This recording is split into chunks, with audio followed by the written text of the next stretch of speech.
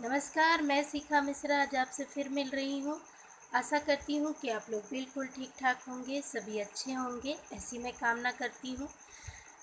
पहले गणपति की पूजा, फिर पितरों की पूजा और अब माँ की पूजा। अश्विन माह 15 दिन पितरों की पूजा होती है, उसके बाद माँ दुर्गा का आगमन होता है। इस साल माँ दुर्गा नाव में आने वाली हैं और इस साल पूजा 2021 में अश्विन नवरात्रि, शारदीय नवरात्रि 7 अक्टूबर से लेकर 15 अक्टूबर तक है। यानी कि चतुर्थी और पंचमी जो है आपका एक ही दिन है। इसलिए ऐसा इसलिए होता है, कुछ गति और कुछ समय विपरीत होती है, जिससे हमारी अ, घटी बढ़ी जो होती है वो एक दिन ही हो जाती है ऐसी पूजा। तो पंचमी और चतुर्थी की पूजा एक ही दिन है। और पहली पूजा यानी कि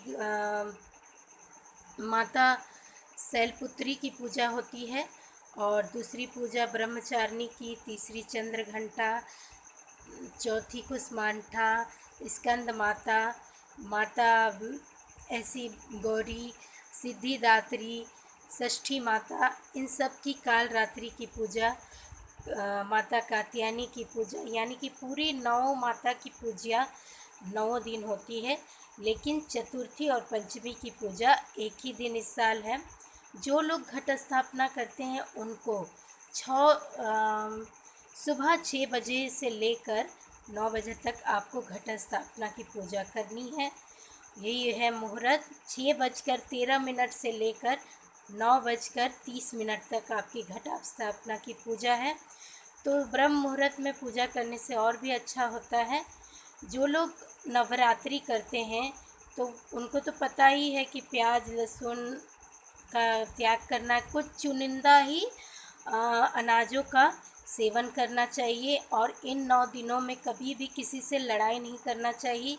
कुंवारी कन्याओं का सम्मान करना चाहिए, उन्हें डांटना नहीं चाहिए, उन्हें प्यार से रखना चाहिए।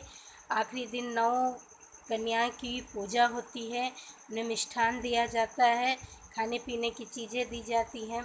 ये सारी आपको नियमों का पालन करना है। शुरू दिन जो अखंड ज्योत जलाते हैं उनका पूरा ध्यान देना है। और जो हम मट्टी में जो जौ बुनते हैं उसमें 9 लवंग आपको ज़रूर डालना है। इससे क्या होता है, जो आपकी जौ की उपज जो होती है वो बहुत अच्छी होती है और वो बहुत जल्दी बढ़ती है और कोई भी बिना बढ़े नहीं रहता है। इसलिए 9 लवंग आप उसमें ज़रूर डालें। साथ ही जिस दिन आप इन 9 लवंगों को, जैसे कि विसर्जन का दिन आता है, तो इसे विसर्जन करने से पहले उस 9 लवंग को एक लाल कपड़े में रखकर आपको अपने पास रखना है। इसे रखने से आपके घर की सारी नेगेटिविटी दूर हो जाती है, क्योंकि उसमें साक्षात माँ दुर्गा का आशीर्वाद रहता है और 9 दिनों की पूजा में वो बिल्कुल सिद्ध हो जाता है। इसलिए इसे विसर्जित नहीं करना चाहिए, अपने पास रखना चाहिए। दुर्गा माता को लाल चुन्नी ज़रूर भेंट करें और 9 दिनों तक ब्रह्मचर्य का पालन करें।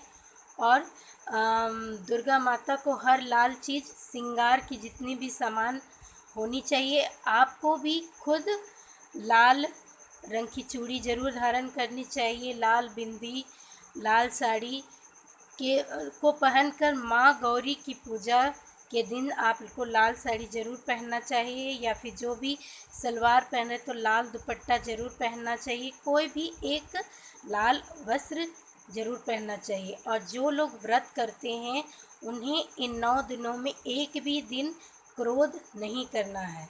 माँ दुर्गा को अपनी सारे 16 श्रृंगारों को भेंट करना चाहिए और अलग से भी आप अपने लिए उन पर भेंट कीजिए और उसके बाद उसे रखिए। उनके में दिए हुए सिंदूर को रखिए और उसे अपने सिंदूर में मिलाकर रोज़ लगाइए। कहते हैं इससे आपका सिंदूर बढ़ता जाएगा और आप सौभाग्यवती रहेंगी। इसलिए इसका सही पूर्ण इस्तेमाल करना चाहिए और माँ दुर्गा का आशीर्वाद इन 9 दिनों तक करिए। अखंड ज्योत जो जलाते हैं उस ज्योत को ध्यान में रखिए और 1.25 हाथ का बाती इस पे ज़रूर लीजिएगा, जिससे अखंड ज्योत बहुत अच्छे से होगी 9 दिनों तक। और इसका पूर्ण ख्याल रखिए, चूहे वगैरह से इसे बचा कर रखिए। और जो लोग नवरात्रि करते हैं वो प्लीज़ अपने क्रोध से बचे रहें, किसी से लड़ाई झगड़ा ना करें और अच्छे से नवरात्रि के दिन 9 दिन अच्छे से बिताइए। और कुंवारी कन्याओं को प्लीज़ आप लोग उनकी भी पूजा करते हैं, उनको भी मानते हैं, वो साक्षात हमारी माता रहती हैं। तो इन 9 दिनों तक प्लीज़ किसी भी कुंवारी कन्या को या किसी से भी आपको नहीं डांटना है, नहीं लड़ाई झगड़ा करना है और बिल्कुल शांतिपूर्ण आपको पूजा करनी है। जो भी बातें थी मैंने आपको बता दिए। आगे भी मैं कुछ कुछ जानकारियाँ लेकर आती रहूँगी। माँ दुर्गा में 11 माँ दुर्गा को लाल पुष्प बहुत पसंद है। 11 बेल पत्ता और 11 पान पत्ते आप ज़रूर लें। और माँ दुर्गा को स्थापित करने से पहले एक गणपति जी को वहाँ पे ज़रूर स्थापित कीजिए। अगर गणपति ना हो तो सुपारी उस पर देकर स्थापित किया जाता है। तो बिल्कुल आपको ऐसे ही करना है। आगे भी मैं कुछ कुछ जानकारियाँ लेकर आती रहूँगी। तब तक के लिए शिक्षा में सबको इजाज़त दीजिए। जय माता दी।